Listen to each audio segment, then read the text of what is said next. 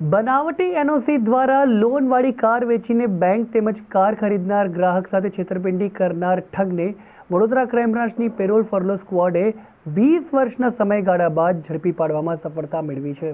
મૂળ મુંબઈના ઘાટકોપર ખાતે રહેતા પરાગ પુરુષોત્તમભાઈ કાનાનીએ વર્ષ 2003માં એક ફોર્ડ આઇકન કાર વડોદરાના એક ગ્રાહકને વેચાણથી આપી હતી, જે કાર વેચાણ પેટે રૂપિયા 3,51,000 ફરિયાદી પાસેથી મેળવ્યા હતા।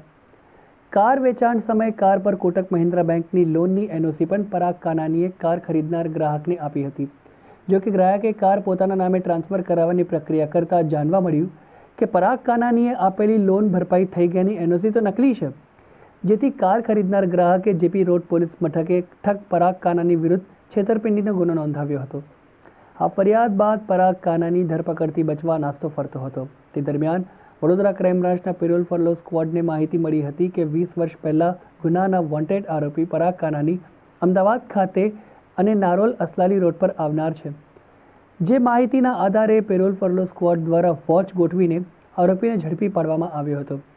પકડાયેલો આરોપી પરાગ કાનાની અગાઉ મુંબઈના મુલુંડ, દહીસર, ખાર, અંધેરી તેમજ ગુજરાતના નવસારી અને વડોદરાના ગોરવા પોલીસ મથકમાં ચોરી અને વિશ્વાસઘાતના કેસમાં પકડાયેલો છે, જ્યારે 20 વર્ષથી પોલીસ પકડથી દૂર રહેનાર પરાગ કાનાનીએ અન્ય કેટલા ગુના આચર્યા છે તેની તપાસ હાલ ક્રાઇમ બ્રાન્ચ દ્વારા કરવામાં આવી રહી છે।